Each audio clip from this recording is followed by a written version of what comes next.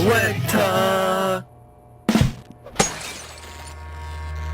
For the longest time, I thought the Jack Thompson vs Rockstar Games and Bully lawsuit was the most absurd illegal obstacle Rockstar had to deal with. My favorite moment in all of that is when Jack Thompson smugly proclaimed that Bully wasn't gonna get a T rating because of the protagonist and Bully being able to smooch other dudes in the game. The ESRB's response basically amounted to, yeah, and? Anyway, after doing quite a bit of digging, I found several even more preposterous examples of Rockstar Games being involved in ridiculous lawsuits. Psychic Readers Network vs Auntie Poulet, GTA Vice City. Auntie Poulet is a leader of the Haitian gang in Grand Theft Auto Vice City. She's voiced by Yuri Del Cleomilli Harris, an incredibly successful and well-known TV psychic from the 90s. Step out of the darkness and into the light. Let me illuminate your path for you. Despite being born in Los Angeles, Miss Cleo would put on a thick Jamaican accent and present herself as a mysterious voodoo lady who could tell you the future. In 2002's Grand Theft Auto Vice City, the character she played, Auntie Poulet, borrowed heavily from the Miss Cleo TV persona. Facial features, clothing, even her accent were all based on Miss Cleo. Can you hear them? Them calling your name, boy, must want you pretty bad, don't you think? I don't know how well this has aged, but apparently the name Auntie Poulet translates to Auntie Chicken. Throughout the 90s, Miss Cleo saw huge success as an on-camera personality for the Psychic Readers Network, or PRN for short. PRN would open up a massive telemarketing center looking for fresh new hires. One former employee, Rebecca Barthel, described how shady the whole thing was. When applying for this job, the interviewer did not ask any typical questions you'd expect. Things like, are you a team player? What previous jobs have you had? And so on. Instead, most of the conversation was centered on the vague legality of the operation and the manipulative tactics involved. The whole point was two things: keeping people on the phone as long as possible, and telling people what they wanted to hear. No one under the age of 18 was allowed to call, but they could use the old college frat boy excuse, "She told me she was 18, man." Eventually, the whole house of cards fell apart in 2002, just a month after GTA Vice City hit the store shelves, when the Federal Trades Commission pimp-slapped both PRN and Miss Cleo with a $5 million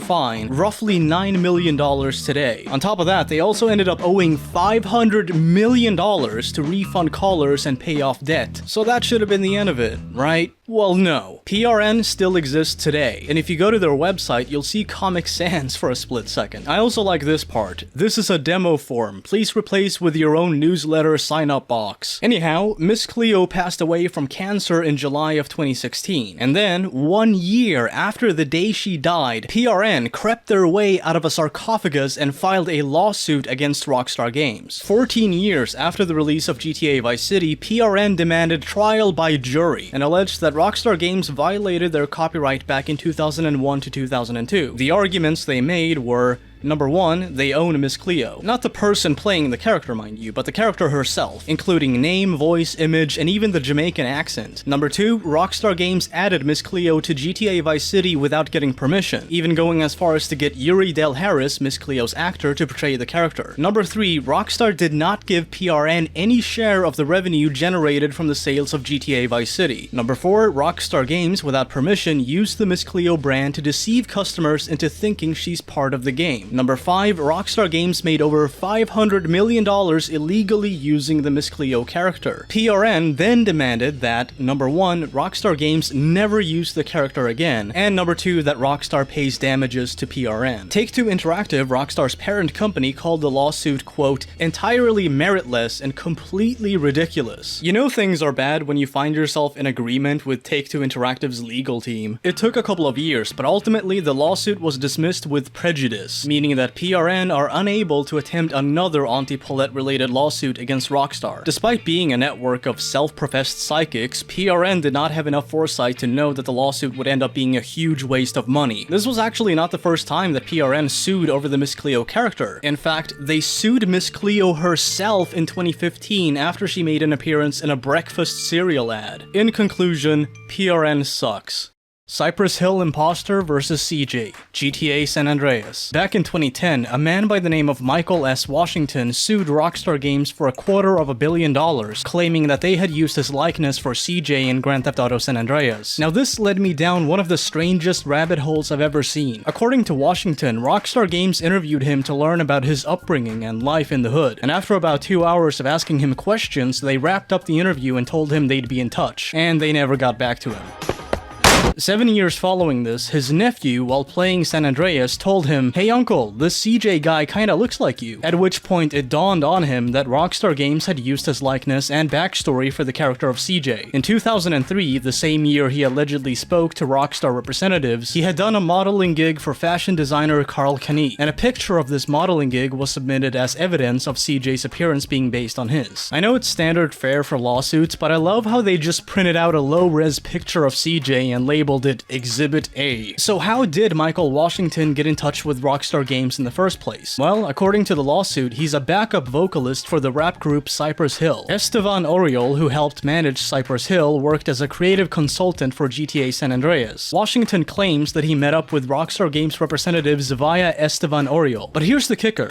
I could not find any proof whatsoever of Washington's involvement in Cypress Hill. As a matter of fact, when a ton of gaming news sites began reporting on the so-called Cypress Hill versus Rockstar Games lawsuit, Cypress Hill themselves posted on their social media pages stating that Michael Shag Washington, the man claiming to be a member of Cypress Hill, is in no way affiliated or associated with the band in any way. Any published reports of him claiming this are completely false. Please be aware. The final piece of evidence included in the lawsuit is a list of names involved in a Cypress Hill show back in 1997 during the Smoke and Grooves tour. I looked into these names, and the ones listed under Party A all check out, except for Michael Washington. The first 3 are members of Cypress Hill. Gustavo and Jack Gonzalez are part of a rap group called Psycho Realm. B-Real, aka Luis Freeze, had seen them perform around this time and was impressed enough to attempt getting them signed to the same label. Psycho Realm ended up regretting signing on due to label mismanagement, and the group was ultimately dropped from the label. On this list, you can also see Steve Oriol, aka Esteban Oriol. So as far as the names leading up to Michael Washington go, it all adds up. The 1997 Smoke and Grooves tour did happen, and although all these people did associate with Cypress Hill in one way or another, Michael Washington, right at the bottom of this list, was never documented to be a member of the group. Furthermore, in the court document, he's described as a stage technician. So if Michael Washington did have anything to do with Cypress Hill at this point in time, he in all likelihood was a stagehand who did some basic backup vocals during this one performance. That doesn't make him a member of the group. It doesn't even make him a touring member. You know, by this point, the band had released some of their biggest hits, How I Could Just Kill a Man, Insane in the Brain, and Hits from the Bong. So if he was a member of this group, then there'd be some mention of it in an article, an interview, a song credit, anything. Now this brings me to one hell of a plot twist. If you look at the booklet that Rockstar Games used to include in copies of GTA San Andreas, Michael Shag Washington is listed as one of the many models hired during the game's production. Washington never brought this up during the lawsuit, and as a result, Take-Two Interactive headed this off at the pass by explaining that although Michael Washington was hired as a model for the game, he was not categorized as CJ, player, or anything to that effect. Instead, his likeness was used as a basis for one of the many black male pedestrians in the game. Washington responded, quote, "I have reviewed photos of CJ, and they appear to be pictures of me in the game. They appear to depict CJ in a gaunt or frail state in order to distort to make him look less like me. This is CJ, me, in a frail or emaciated state." Okay, so the part that doesn't make any sense to me is the fact that CJ's design went through many different phases. In the concept art, he looks nothing like Michael Washington, and in the first official trailer, he looks nothing like Michael Washington. It wasn't until Rockstar eventually settled on the white tank top look that the most nebulous connection possible could be drawn between CJ and Washington. So Washington ended up losing the lawsuit for 2 main reasons. Number one, he could not properly establish that CJ was based on his appearance, because beyond the most surface level observations, they don't look alike. And number two, even if what he alleges is true, Grand Theft Auto San Andreas is protected by the First Amendment. In 2011, the case was dismissed, and Take-Two Interactive were awarded $151,000 in attorney fees. Washington made an appeal, and they had a bit of a back and forth surrounding what constitutes transformative use, but eventually the case was again dismissed.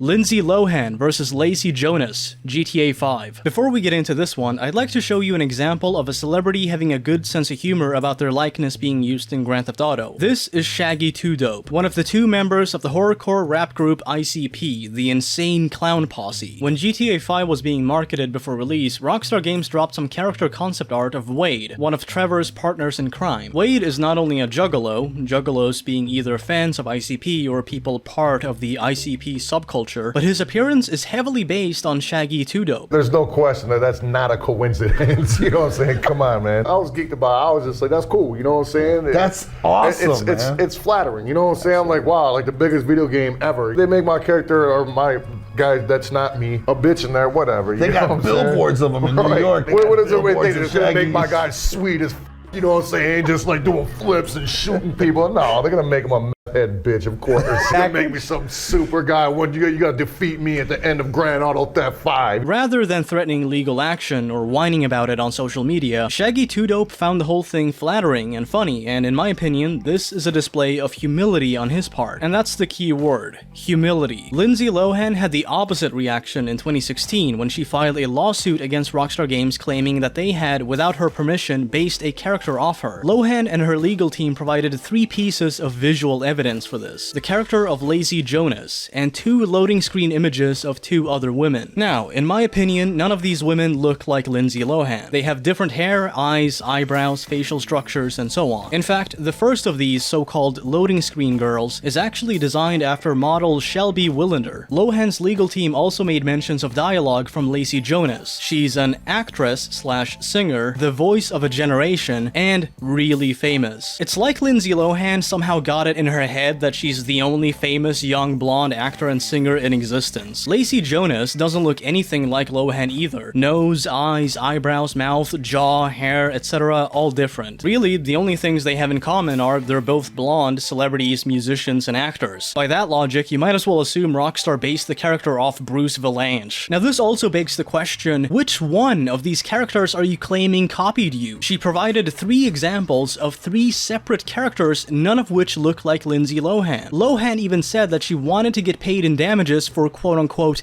invasion of privacy. Not only did the court not recognize this as a form of invasion of privacy, but they also rejected the idea that any of these characters are meant to portray Lindsay Lohan. Even if we accept plaintiffs' contentions that the video game depictions are close enough to be considered representations of the respective plaintiffs, plaintiffs' claims should be dismissed because this video game does not fall under the statutory definitions of advertising or trade. This video game's unique story, characters, dialogue, and environment, combined with the player's ability to choose how to proceed in the game, render it a work of fiction and satire. So even if Rockstar Games were to hypothetically base any of these characters off Lohan's likeness, it would still be protected by the First Amendment. Now this brings us back to the key word I mentioned at the beginning of this segment. Unlike Shaggy 2 Dope, who in my opinion would have a way stronger case for alleging that Rockstar used his appearance for one of their characters, Lohan showed that she lacks humility. A guy who puts on clown face paint and calls himself Stretch Nuts not only appeared more down-to-earth and self-aware than Lindsay Lohan, but he also avoided wasting tens of thousands of dollars on a pointless lawsuit by instead simply reacting with humility and amusement. He didn't get upset or greedy over it, he just chuckled, rolled his eyes, and said, yeah, of course they're gonna make the one dude based on me in the biggest video game of all time a total bitch. Unironically, this is kinda why I like ICP. They have a reputation for being immature, but they know what they are, they know how they look, and they have fun with it. And I'm not gonna lie, The Great Malenko is a good album. There, I said it. Sue me.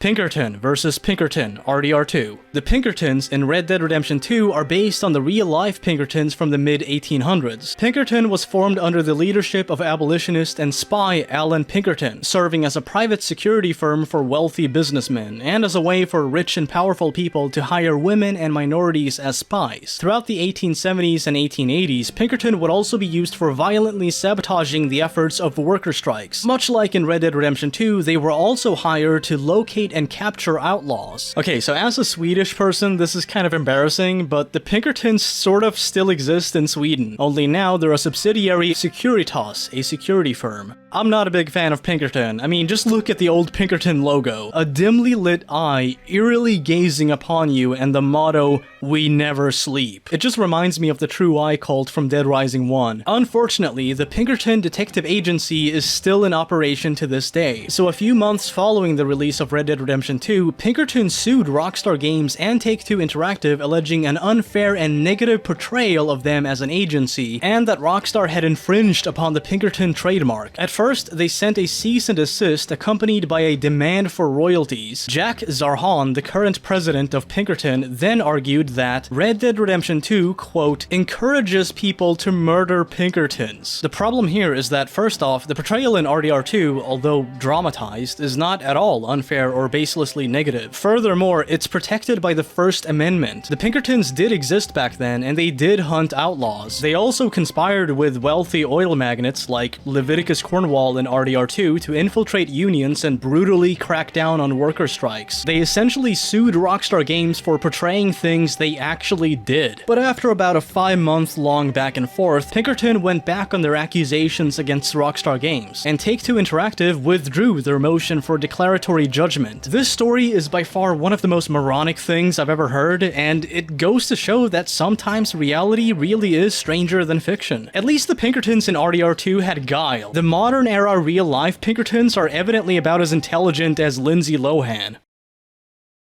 If you found this video interesting, then please give it a like. I actually had to remove a couple segments from this video for YouTube-related reasons, so if you want to see the full uncut version of this video, then please become a channel member. I'll be posting a link to that in the community tab. You can also join my Discord server via the link down below in the video info. 18+, by the way. I'd also like to give a shout out to my channel members for supporting what I do here on YouTube. Ben Struble, Jake Johnson, The Sin Scream Collective, Golden Stripes, Yippee, Green X, Riley Who, Wardog1220, Zarpies, Volts, BardyX Official, Double X2, Andre, Majin151, Nerds Need Love 2, Super Wired Cat, Rally Baked 24, JB Ponderer, Cartel 14, and Benji Briggs. If any of you watching this want to have your names read at the end of my videos just like this and get access to some additional membership perks, then please consider becoming a channel member. Thank you and have an awesome day. Peace.